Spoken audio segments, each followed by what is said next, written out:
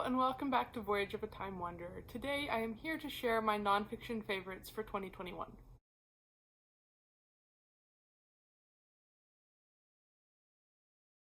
So I would say that in 2021 I had quite a good nonfiction reading year. I think I read close to 25 nonfiction books, so about a quarter of my reading was nonfiction.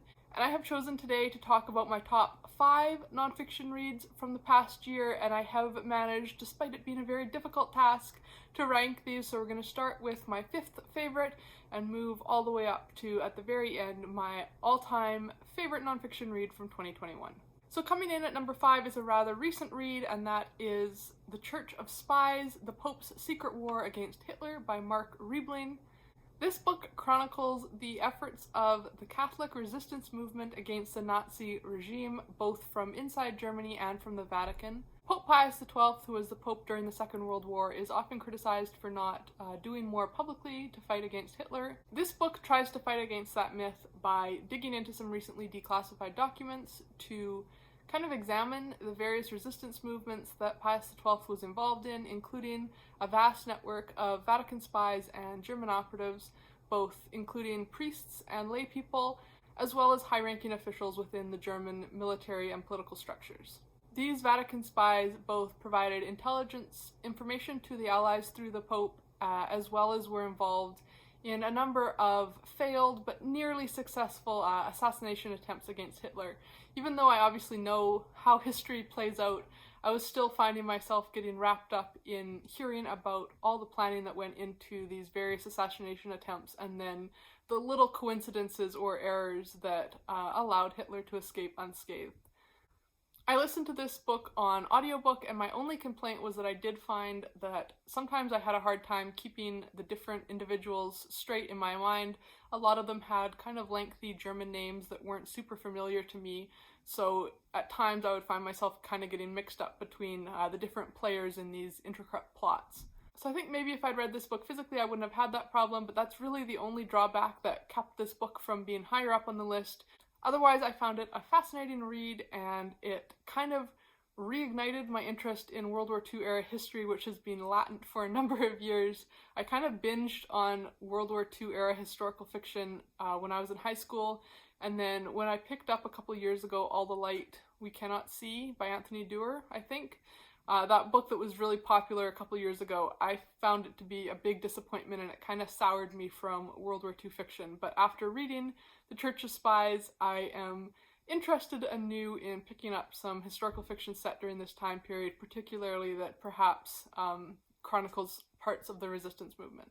Then coming in at number 4 is The Vatican Prophecies by John Thavis. You'll see a bit of a trend that 2 of my top 5 books were Vatican-related nonfiction. I've really enjoyed reading fictional Vatican thrillers ever since I was in high school and read The Da Vinci Code for the first time, so I don't know why it took me until 2021 to realize that there was kind of a Vatican thriller subgenre of nonfiction that I could also explore. The author of this book has spent more than 30 years as a news journalist reporting on events in the Vatican, so he has a wealth of both context and contacts to call upon to inform his research for this book. And the subtitle for this book, Investigating Supernatural Signs, Apparitions, and Miracles in the Modern Age, really does describe what this book is all about. It's split into 6 chapters that really walks through and details the various processes that the Vatican uses to try to authenticate or verify purported modern-day miracles, whether that be Marian apparitions, the canonization of a new saint, a miracle that could perhaps be attributed to the intercession of a saint, demonic exorcism, and various visions and prophecies. The author calls these events the crossroads of reason and wonder, and I really appreciated his ability to discuss the facts of these events and lay out the internal Vatican processes from a nuanced yet objective viewpoint. I'm really looking forward to reading his other book, The Vatican Diaries, in 2022, which I believe is a bit more of a memoir about his time in the Vatican press corps and some of the behind-the-scenes politicking and PR of various prominent Vatican personalities. Then my 3rd favorite nonfiction read of 2021 is The Far Traveler, Voyages of a Viking Woman by Nancy Murray Brown, and it was while reading this book that Nancy Murray Brown really managed to cement her position as one of my favorite nonfiction authors. I love how she manages to be both extremely informative, yet also very engaging and easy to read at the same time. Her book, Ivory Vikings, about the Lewis chess set, was on my favorites list for nonfiction reads in 2020, so I'm excited to see her back on my favorites list again this year. I think the first paragraph of the back of this book does an excellent job of describing kind of the basic story that this book is discussing and uncovering. 500 years before Columbus, a Viking woman named Gudrid sailed off the edge of the known world. She landed in the New World and lived there for 3 years, giving birth to a baby before sailing home. Or so the Icelandic sagas say. Even after archaeologists found a Viking longhouse in Newfoundland, no one believed that the details of Gudrid's story were true. Then, in 2001, a team of scientists discovered what may have been this pioneering woman's last house buried under a hayfield in Iceland, just where the sagas suggested it could be. So in The Far Traveler, Nancy Marie Brown discusses the story of Gudrid and also dives into the emerging archaeological evidence that is beginning to prove that the story that was passed down in the sagas for generations about Gudrid's life may in fact be true.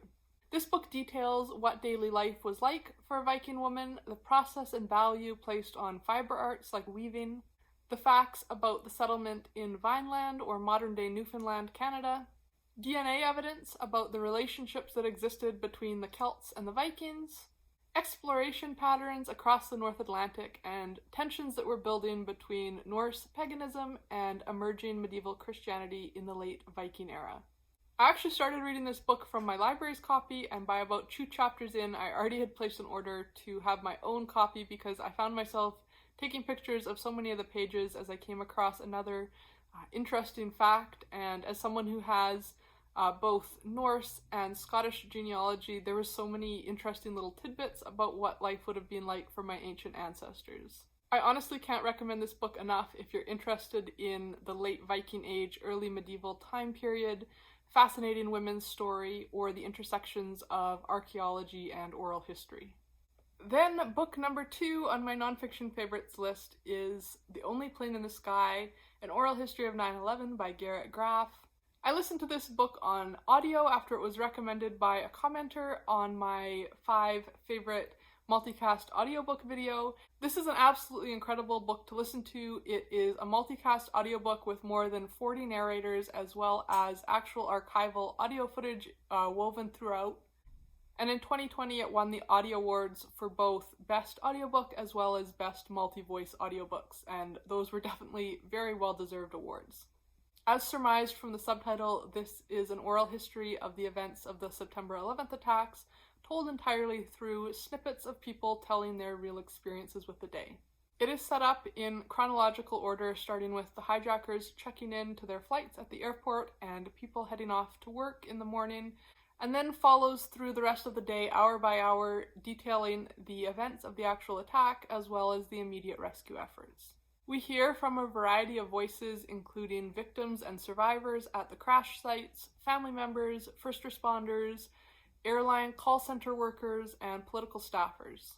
The mix of interviews, storytelling, declassified transcripts, and archival audio made it such a compelling and immersive book to listen to. And by the end of the book, I really feel like I gained a deeper understanding and perspective of the events of 9/11. It's definitely the hardest hitting nonfiction that I read this year, but also so well done and well worth listening to. And so we've finally reached book number 1, my very favorite nonfiction read of 2021, and the top spot this year is going to Jane Austen at Home by Lucy Worsley. This was an absolutely phenomenal biography. I have seen it recommended so many times by so many people, so I shouldn't have been surprised by how much I enjoyed it, but it still blew me away how much I absolutely loved this book and enjoyed every second of my reading experience. I had watched many of Lucy Worsley's TV programs before, but had somehow never actually read one of her books, and it definitely won't be my last. I think one of the things that made this book so special is that you can tell how deeply Lucy Worsley loves Jane Austen and her writing. It is so well researched, but at the same time manages to be both engaging and approachable. I feel like sometimes when I read biographies, they can end up being a little bit dry and kind of just a list of facts about the person's life, but this book was not that at all. Like the book title suggests, this book chronicles Jane Austen's life, with the main kind of dividers or subsections of the book being the various places that Jane called home. While I knew the basic outline of Jane's life going in, this book added so many fascinating little details that I wasn't aware of before, and also made so many interesting connections to how events in her life and the places she lived shaped her and the books that she wrote. I don't think I'll ever reread one of her books now without bringing to mind some of the little facts that I learned from this biography, or how her different homes impacted these stories that I love so much. As soon as I finished this book, I immediately wanted to Google video tours of Jane Austen's homes so I could see these places with my own eyes. My only caveat when recommending this incredible biography is that because Lucy Worsley is weaving the impact of Jane's homes on her life and writing throughout the book, there are spoilers for all of Jane's main novels.